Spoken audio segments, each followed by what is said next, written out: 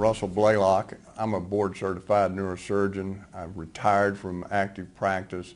Now I do primarily theoretical research in neurosciences. Spend most of my time writing research articles, review articles on neuroscience projects at the present time. Looking at the funding by the Rockefeller Foundation and many of the other foundations like Ford Foundation, Carnegie Foundation, and looking back into the history of it, and I came accidentally upon a book by Dr. Lily Kay. She was doing a research project looking at the origins of molecular biology in the United States. And that was primarily my interest, was just reviewing the history of molecular biology. But to my surprise, much of the book describes what was called the Science of Man project by the Rockefeller Foundation. And primarily, and this is in the period about 1910, primarily what he was interested in, and his foundation board, was doing social engineering. They were concerned that society was made of a lot of people they considered undesirables. Their definition of undesirables was people that had lower IQ, people that had physical defects, people who had diseases, people who did not behave in a way that these group of elitists thought people should behave in a society. So their idea was to use eugenics, which was the primary science at the time, to redevelop man, to create a new type of person. And they coined the term social engineering. Now, of course, at that time, we didn't have DNA as a concept. So they were using rather crude genetics to bring this about in the very beginning. So what she shows is the Rockefeller Foundation was really putting a lot of money in this. And in order to do that, he thought, what I'll do is I will fund major universities, and he picked Caltech as one of those universities, and then some in the East like Harvard and Johns Hopkins and Columbia, University of Chicago as the primary centers where this type of study would be carried out, and how to re-engineer human beings to be in the form that they thought humans should be. And gradually, as science began to become more sophisticated, and eugenics began to get a really bad name as the period of Adolf Hitler occurred, and you realize that the Rockefeller eugenicists, before Hitler became well-known in power, they were traveling to Germany and exchanging information on these eugenic programs. So a fair amount of this information came from the Rockefeller Foundation. Of course, after World War II, when the world found out a lot of what was going on in eugenics and the horror of eugenics, most of these programs were abandoned, and the Rockefeller Foundations very quickly said to all their members, let's never use the name eugenics anymore. What we'll talk about is social engineering, the new science of man, behavioralism. So they had these key words that meant basically the same type idea, that is redesigning man and man's behavior and controlling it through elitist ideas, but we would do it through new science. And we would establish major institutions in the United States that would control medical education through his General Education Board, which was a very powerful foundation regulation of education in America. And so he would appoint professors that would be directors of these programs. He groomed people who believed, like he did, that in fact man should be redesigned. We need this science of man to re-engineer human beings, but do it in a more scientific way than this crude eugenics program that he began with. The answer to this question may be found in some historic events that took place almost a century ago, when official medicine finally managed to gain the upper hand on the so-called empirical doctors, who cured patients with herbs and natural remedies. In the 1800s, society sanctioned both approaches to healing. Patients had a choice of using either doctors, called allopaths, or natural healers, called empirics or homeopaths. The two groups waged a bitter philosophical debate. The allopathic doctors called their approach heroic medicine. They believed the physician must aggressively drive disease from the body. They based their practice on what they considered scientific theory. The allopaths used three main techniques. They bled the body to drain out the bad humors. They gave huge doses of toxic minerals like mercury and lead to displace the original disease. They also used surgery, but it was a brutal procedure before anesthesia and infection control. Few patients were willing to have surgery. Most patients feared allopathic methods altogether. Satirists of the day remarked that with allopathic treatment, the patient died of the cure. Competing with the doctors were the empiric healers. Contrary to the doctors, they believed in stimulating the body's own defenses to heal itself. Instead of poisonous minerals, they used vegetable products and non-toxic substances in small quantities. They especially favored herbs, learned from Native American and old European traditions. The empirics said they based their remedies not on theory, but on observation and experience. Satirists of the day added that with empiric treatment, the patient died of the disease, not the cure. And the balance of medical power remained equal until the turn of the century. Then, new medical treatments emerged that were potentially very profitable. The AMA joined with strong financial forces to transform medicine into an industry. The fortunes of Carnegie, Morgan, and Rockefeller financed surgery, radiation, and synthetic drugs. They were to become the economic foundations of the new medical economy. The takeover of the medical industry was accomplished by the takeover of the medical schools. Well, the people that we're talking about, Rockefeller and Carnegie in particular, came to the picture and said, we will put up money. They offered tremendous amounts of money to the schools that would agree to cooperate with them. The donors said to the schools, we're giving you all this money. Now, would it be too much to ask if we could put some of our people on your board of directors to see that our money is being spent wisely? Almost overnight, all of the major universities received large grants from these sources and also accepted 1, 2, or 3 of these people that I mentioned on their board of directors, and the schools literally were taken over by the financial interests that put up the money. Now, what happened as a result of that is that the schools did receive an infusion of money. They were able to build new buildings. They were able to add expensive equipment to their laboratories. They were able to hire top-notch teachers. But at the same time as doing that, they skewed the whole thing in the direction of pharmaceutical drugs. That was the efficiency in philanthropy. The doctors from that point forward in history would be taught pharmaceutical drugs. All of the great teaching institutions in America were captured by the pharmaceutical interests in this fashion. And it's amazing how little money it really took to do it. Surgery became viable with anesthesia and infection control, and doctors advocated expensive, radical operations. These in turn produced the need for a large, lucrative hospital system. Radium fever swept medicine. The price of radium rose 1,000% almost overnight. Another costly technological industry entered the hospital system. A drug industry grew out of the booming patent medicine business. The doctors changed educational standards and licensing regulations to exclude the empirics. Soon, only AMA-approved doctors could legally practice medicine. In a brief 20 years, the AMA came to dominate medical practice. Organized Medicine launched a media campaign to associate the empirics with quacks. The code word for competition was quackery. So now the average doctor goes through school. He gets a great education. He has to be really smart to get through it.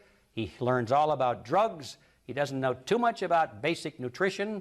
I found that the average wife of these physicians knows more about nutrition than he does, but they sure know their drugs. And if you go to your typical doctor today, I don't care what it is, chances are you're going to walk out of there with a prescription. Why?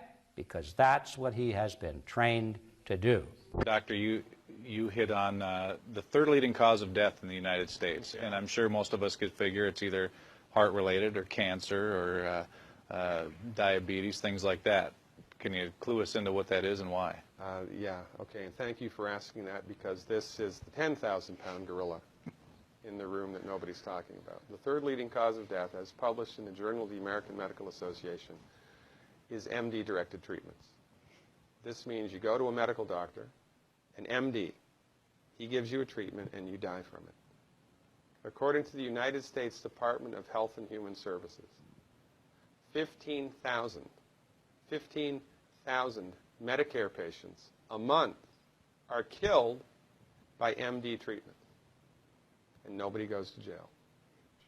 This is because we have been, I don't want to say brainwashed, that's not the correct term, but we have been, for the last 100 years, kind of led into this false belief. You know, I think it was Marcus Welby that started it, that the medical doctor is king and knows everything about everything. And really, you need to just shut up and follow your medical doctor's advice. Most people in the United States have no idea at all of the history of the evolution of medicine in the United States. In the early 1900s, it was a relatively level playing field between the chiropractors, the osteopaths, the homeopaths, and the MDs. In 1915, 1920, there was something called the Flexner Report.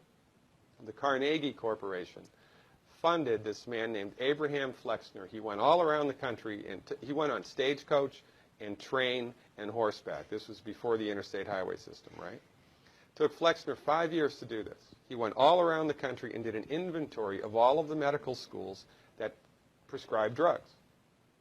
He brought the list back to the Carnegies, who owned drug companies, and then the Carnegies and the Rockefellers gave millions of dollars of free money to the medical schools and hospitals in the United States that were prescribing drugs.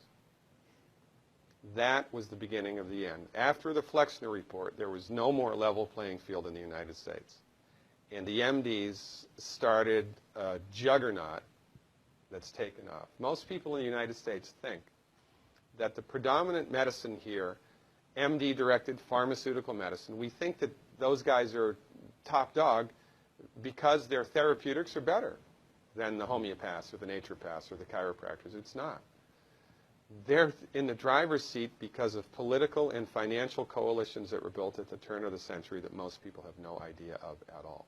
And it's a gigantic problem. And I mean, it's crazy, right? It's the third leading cause of death.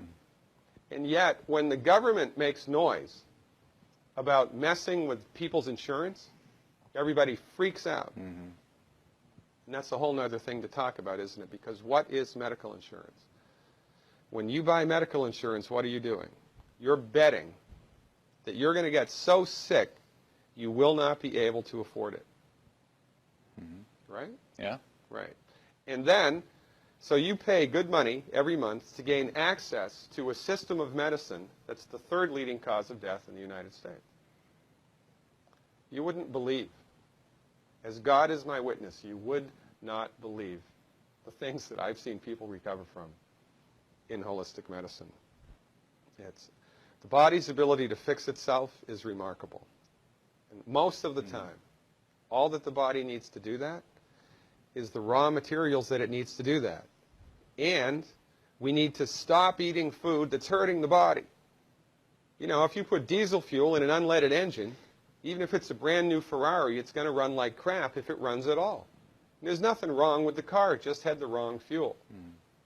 It's the same with the human body. You give the human body the raw materials that it needs, clean up the diet, Superman, Superwoman. And you know, if you don't get to super status, then at least your blood pressure normalizes, at least your arthritis goes away, at least your anxiety and panic attacks go away, and you can sleep through the night. So the standard of care now has been implemented to where you can get away with, if you're a medical doctor or psychiatrist, you can get away with murder.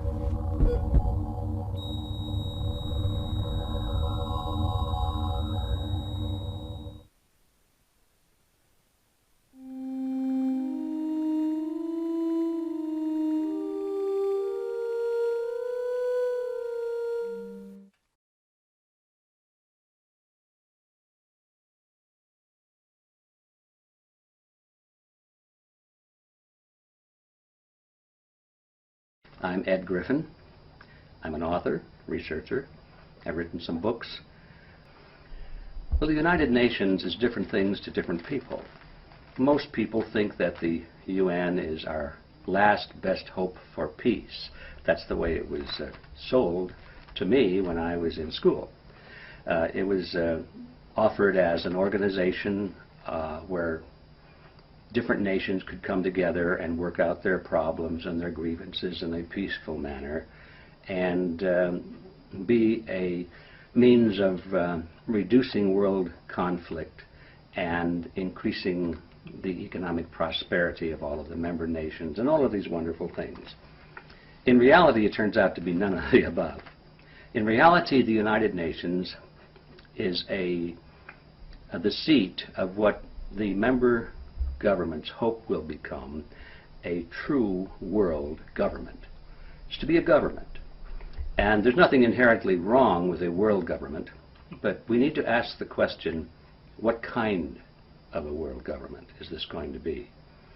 If the United Nations were going to be a government based on all of the things they've said it was going to be, peace and prosperity and protecting individual rights and all of these things, I think it'd be pretty hard to oppose it. But in reality, it's being built as a model of collectivism. The political ideology that is inherent in the United Nations is collectivism. It's a word that probably needs to be defined for our purposes here, but in general, it means a totalitarian system, a system of concentration at the top and the people being at the bottom being ruled from above. Not that the people have any voice in determining the direction of their government or the world, but they are to be told what the direction is, and they're to be told to follow it. Collectivism is a philosophy of big government and small people, and it's a philosophy that supposedly all of this is being done in the name of society. In other words, it's for the greater good of the greater number, supposedly. And so you're supposed to go along with whatever inconvenience or insult to your freedom comes along, because after all, it's in the greater good of the greater number. And this is the rationale being used, has been used for quite some time, to justify all kinds of horrible atrocities. All the leaders have to do is say, well, it's for the greater good of the greater number. That's the philosophy that's built into the United Nations from top to bottom. And so therefore, the answer to the question, what is the United Nations? The United Nations is a budding or building world totalitarian system.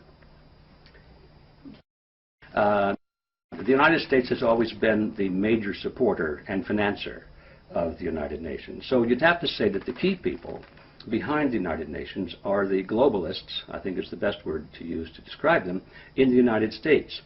Now, who are they? They would be politicians, they would be people in the State Department, they would be international financiers. You must remember, for example, that the land where the United Nations is seated was purchased by the Rockefellers and donated to the United Nations. Well, they didn't do that as a means of being great humanitarians, although that's the image that many people have. They did because they had a keen interest in building this new world order, and they thought this would be the seat for it, and so that's why they did that. So the people behind it in the United States are the international financiers who are located here, primarily the Rockefeller Group, and what's left to the old J.P. Morgan Group, and some of the larger banks. But primarily, you find most of these people in an organization that is not well known, but definitely very important. It's called the Council on Foreign Relations. It's a group in the United States with about 4,000 members at the most, and yet these people, number one, are all dedicated to building a new world order, a global government, based on the model of collectivism. And number two, you find them at the tops of most of the important organizations in this country. You find them in government. About half of our presidents and vice presidents and just about all of our secretaries of state and secretaries of defense and heads of the CIA and the FBI and all of the important positions in government. If you look at who these people are over the years, they're members of this Council on Foreign Relations. Most of the great universities they have as their president or the board of directors dominated members of the Council on Foreign Relations. the news channels, ABC, CBS, NBC, the Turner Broadcasting System, Murdoch. I mean, Murdoch is a well-known member of the Council on Foreign Relations. So all of these major power centers of society are in the hands of this small group, under 4,000 members. And so you ask who's behind it. If you want a list, that's a good place to start. Write to the Council on Foreign Relations office in New York, as I have done every year, and I ask for a membership report or an annual report. And on the back of each report, they proudly list all of their members. So that's where you find who is behind the United Nations. That's a hard word for many people to accept, or a phrase, to accept that we have an internationalist elite. A lot of people believe that, you know, in this country, we're the masters of our own political destiny. We don't have an elite. Maybe we have some rich people. Yes, we have some powerful people. But the idea of an elite or an international elite is foreign to the thinking of a lot of Americans. But the truth is we do have one. And their intention is to, number one, maintain their positions of being the elite, having vast power and control and financial wealth. And number two, to extend it to the international level. We have these international elites, we call them international, but basically they're housed in each nation. We have them in England and France and the United States and Germany and so forth. And now the big move among these people is to coalesce into a true international elite, whereby they will be operating through the governmental power of the United Nations. Now they really have clout, because there's no nation in the world that can escape their power, because the way these people work is that if they want to accomplish something, if they have an agenda, let's just pick one at random, disarmament, or another one, population control, or something like that. As it is now, they have to convince each of the respective nations and their governments to implement those agendas.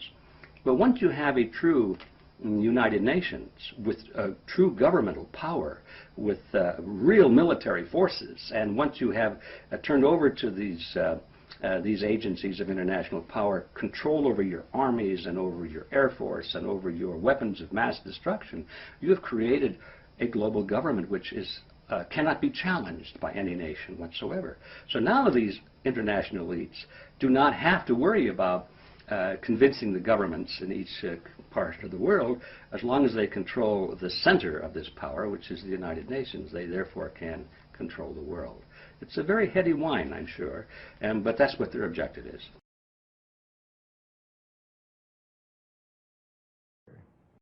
Ironically, however, the very innovations that are making possible dramatic improvements in human well-being are also creating new problems which raise the specter of an alarming and possibly catastrophic disaster to the biosphere we live in. However, the result of these positive measures is a world population that has risen during the same short period of time geometrically to almost 6 billion people, and could easily exceed 8 billion by the year 2020. The negative impact of population growth on all of our planetary ecosystems is becoming appallingly evident. The recent UN meeting in Cairo is appropriately focused on one of these key issues, population growth. The United Nations should certainly be among the catalysts and coordinators of this process. America's National Security Council issued a report that was intended to define the United States government's official policy on controlling world population. It was called the National Security Study Memorandum 200, or NSSM 200, and it was formulated in cooperation with the United States Agency for International Development, the U.S. State Department, the Department of Defense, and the Central Intelligence Agency. One of its goals was to establish a strategy for reducing the populations of third world countries so that the United States could have increased access to their natural resources, particularly minerals and metals. Among the conclusions of NSSM 200 was that no country has reduced its population growth without resorting to abortion. The authors of the report then identified 3 non-governmental agencies that would be funded to carry out the government's population control agenda in the targeted countries. One of those agencies was Planned Parenthood. One of the tactics specified in NSSM 200 was that we might withhold food aid after a disaster if the countries do not accept the American idea of birth control, and this has happened many times all over the world. One example is the Southern American country of Guyana, which was hit by a hurricane back in 1997. Now, they had turned down abortion and birth control for 12 years straight, but after the hurricane hit Guyana in 1997, the World Bank said, we will not give you any aid unless you legalize abortion and birth control, and that's exactly what they did. Consider what happened after Hurricane Katrina. One of the first things we did was bring in birth control and contraception, and as we all know, the hurricane disproportionately affected black families in that area. And I seriously doubt if the same kind of disaster hit a middle-class white area, the first response would be condoms and birth control.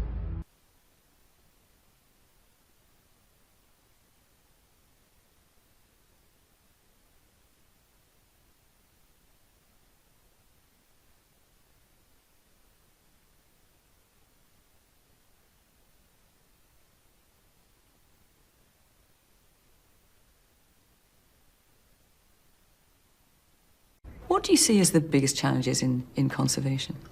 The growing human population. Because if where we are, there's nothing else. And do you have views about what should be done about that? Can't you guess? We've got to stabilize the population. When I was born, there were so what's wrong with the population? I mean, with too many people. That's why we have global warming. We have global warming because too many people are using too much stuff. But if there were less people, they'd be using less stuff. We're altering the climate and the world in so many different ways. And what we're doing is reducing the Earth's carrying capacity so that each year the natural world gets poorer and less able to support the increasing number of people. We have a finite world, but an infinite ability to increase our population. We've got to stabilize population. On a voluntary basis, everybody in the world's got to pledge to themselves that 1 or 2 children is it. Right. And we've got to do that because otherwise, all the gains that we make in redoing our energy system are going to be erased by population increase. In my lifetime, we have seen global wildlife populations decline by over half. Africa's rapidly growing human population is predicted to more than double by 2050. A staggering increase of 3.5 million people per month. There is no question that this increase puts wildlife and habitats under enormous pressure. We're going to have to work much harder and think much deeper if we are to ensure that human beings and the other species of animal with which we share this planet can continue to coexist. First, we've got population. The world today has 6.8 billion people. That's headed up to about 9 billion. Now, if we do a really great job on new vaccines, health care, reproductive health services, we could lower that by perhaps 10 or 15%. Is the world's largest private philanthropy causing harm with the same money it uses to do good? That's the question hanging over the charity of Microsoft founder Bill Gates and his wife Melinda today. The Los Angeles Times has revealed the Bill and Melinda Gates Foundation has made millions of dollars each year from companies blamed for many of the same social and health problems the foundation seeks to address. Since its inception 6 years ago, the foundation has committed more than $11 billion to programs around the world. This includes major grants for vaccine and immunization programs, HIV and AIDS research, and public education here in the United States. But the LA Times investigation reveals the Gates Foundation's humanitarian concerns are not reflected in how it invests its money. In the Niger Delta, where the foundation funds programs to fight polio and measles, the foundation's also invested more than $400 million in companies like Royal Dutch Shell, ExxonMobil, and Chevron. These oil firms have been responsible for much of the pollution many blame for respiratory problems and other afflictions among the local population. The Gates Foundation also has investments in 69 of the worst polluting companies in the U.S. and Canada, including Dow Chemical. It holds stakes in drug companies whose drugs cost far beyond what most AIDS patients around the world can afford. Other companies in the foundation's portfolio have been accused of transgressions, including forcing thousands of people to lose their homes, supporting child labor, defrauding and neglecting patients in need of medical care. Overall, the LA Times says nearly $9 billion in Gates Foundation money is tied up in companies whose practices run counter to the foundation's charitable goals and social mission. And that number may be understated. Charles Pillar, the lead reporter on the Los Angeles Times investigative team that broke this story, joins us now from Los Angeles. We welcome you to Democracy Now! Thanks very much. The specific goal of the Gates Foundation in Nigeria is to eliminate polio and measles, and polio in particular, as some viewers may know, the epicenter of the remaining polio outbreak in the world is in Nigeria, so it's a crucial area for reducing the incidence of polio and as part of a worldwide campaign to eradicate the disease. And the problem is that the pollution from these plants, which is so pervasive throughout the countryside, not only causes respiratory problems, but also has the effect, according to health authorities in Nigeria, and I might add that these, their views were validated by scientific studies that we were able to find, that these pollutants actually reduce immunity and make the children that are being vaccinated more susceptible to diseases like polio and measles than they otherwise would be. You have to understand that the reason that this flaring is done is that it's cheaper for the oil companies to burn off this gas that occurs with oil deposits that they are drilling. And so as a result, what we found is that the 95% that's invested every year in large measure tends to go to industries, to companies that in many cases directly engage in activities that tend to subvert the charitable goals of the foundation, not just in the pollution angle, but we found, for example, 1.5 billion approximately in foundation investments in pharmaceutical companies whose practices tend to price their AIDS drugs out of reach of the very people that the Gates Foundation has decided are its highest priority to help, AIDS victims in the developing world who can only afford a very meager price for AIDS drugs, but are unable to afford the drugs